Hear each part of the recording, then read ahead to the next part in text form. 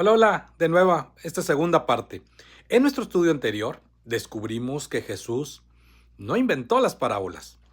Aprendimos que las parábolas pertenecen al mundo hebreo, que las parábolas reciben también el nombre de masal y que las parábolas nunca fueron diseñadas para entretener a las multitudes, sino que fueron diseñadas para revelar el reino de Dios. Pero ahora llegamos a la pregunta más importante. ¿Por qué tantos cristianos interpretan las parábolas de manera distinta, de manera diferente? La respuesta cambiará para siempre la forma de ver los evangelios. Y permíteme comenzar con una afirmación que quizá te va a sorprender. Durante muchos, pero muchos siglos, el cristianismo comenzó a interpretar las parábolas como si éstas fueran alegorías. Es decir, como si cada personaje de las parábolas, como si cada objeto, como si cada detalle escondiera un significado independiente. Y así comenzaron las interpretaciones infinitas.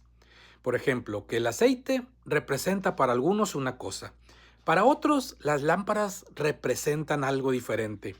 Para algunos interpretan que los árboles significan algo diferente, que las monedas tienen otro concepto, también de los vestidos, de las puertas, hasta de las sandalias. Y todo comenzó a adquirir un significado propio. Pero, ¿fue esa la intención de nuestro Señor Jesucristo? El contexto histórico que se nos ha compartido explica que este método alegórico ganó fuerzas siglos después de la vida, la muerte y la resurrección de nuestro Señor Jesucristo, especialmente entre algunos padres de la iglesia primitiva, hasta convertirse en la forma dominante de interpretar las parábolas. Sin embargo, esa práctica no corresponde al funcionamiento original del masal hebreo. Las parábolas hebreas no fueron diseñadas para que el intérprete inventara múltiples significados de ellas. Las parábolas fueron construidas para conducir al oyente hacia una sola verdad. Imagínalo así. Una parábola no es un rompecabezas. Una parábola es una flecha. Y toda flecha apunta únicamente hacia un objetivo, hacia un blanco. Cuando nosotros intentamos descubrir significados ocultos en cada detalle de las parábolas, terminamos perdiendo de vista el blanco, el objetivo. Y cuando perdemos de vista ese blanco, perdemos el mensaje de nuestro maestro. Este principio es probablemente el más importante de todo. Jesús, nuestro Señor Jesucristo, utilizaba historias llenas de imágenes. Había sembradores, había también reyes, campesinos, había pastores, había banquetes, había también viñas, monedas, también habían esas parábolas hijos. Y todo eso hacía que la historia fuera memorable, pero ninguno de esos elementos era en sí el centro.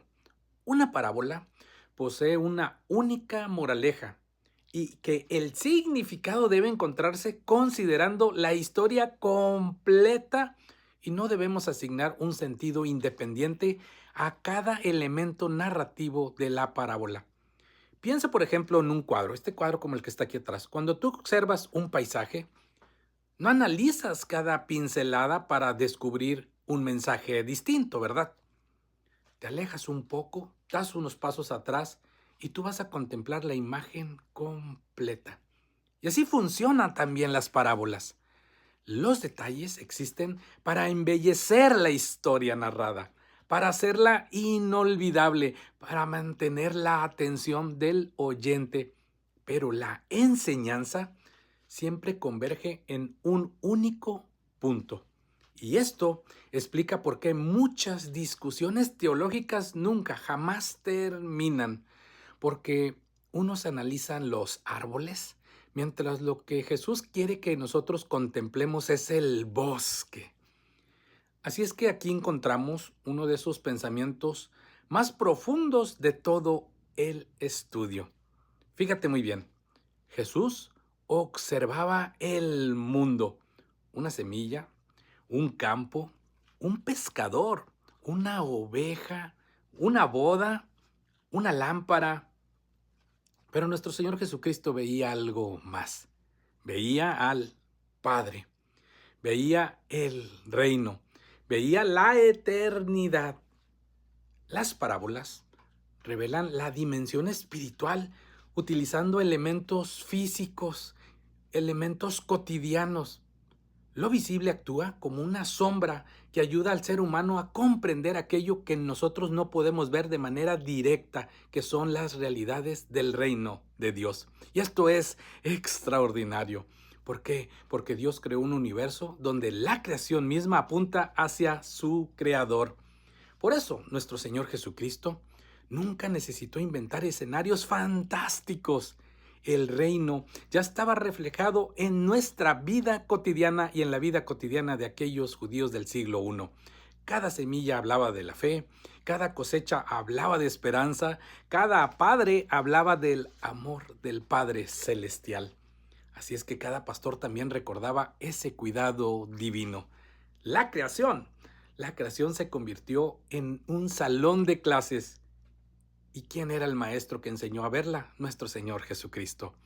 Así es que estamos llegando al final de este estudio que nos introduce a conocer las parábolas. Y quizá ahora te surja una pregunta. ¿Cómo debo leer las parábolas de Jesús a partir de hoy?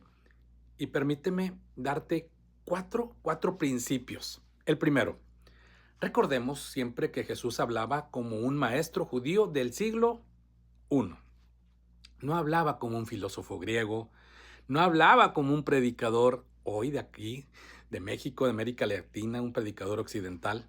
Su pensamiento era hebreo. Su audiencia era hebrea. Su lenguaje era hebreo.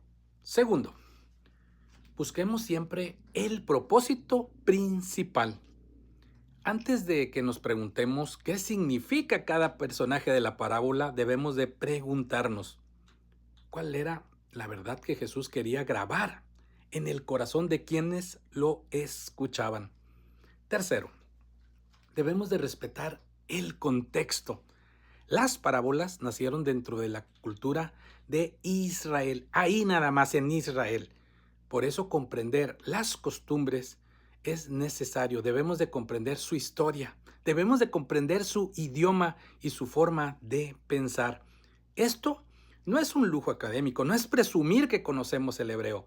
Esto es una necesidad espiritual, porque nosotros no podemos entender completamente las parábolas de nuestro maestro hebreo ignorando el mundo en el que él enseñó. Y cuatro, nunca debemos olvidar el propósito final.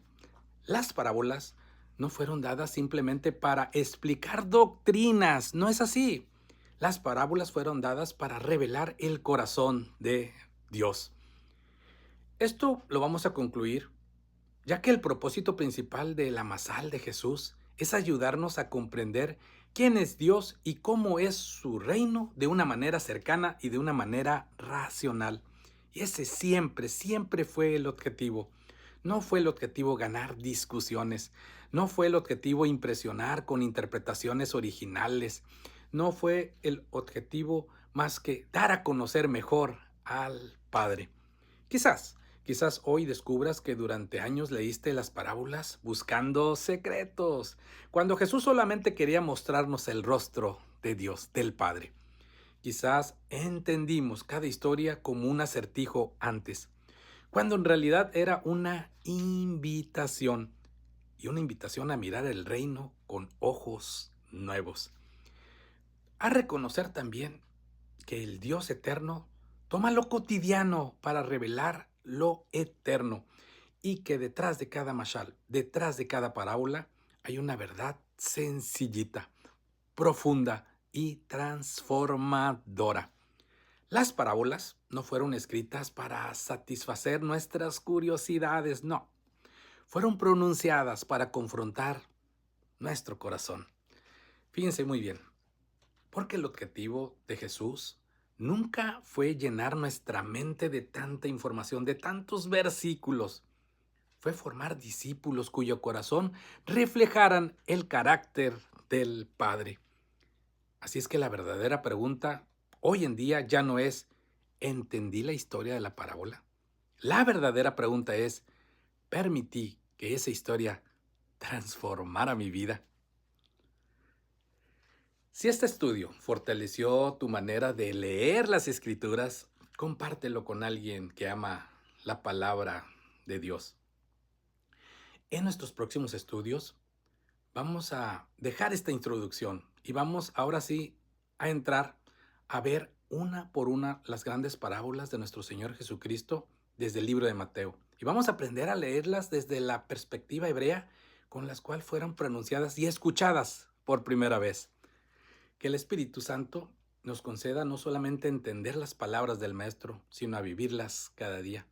Y estamos preparando una edición leída de estas parábolas de Jesús, desde la introducción y ver y analizar y estudiar desde todos los contextos las parábolas narradas en el libro de Mateo. Próximamente vamos a publicar ese libro.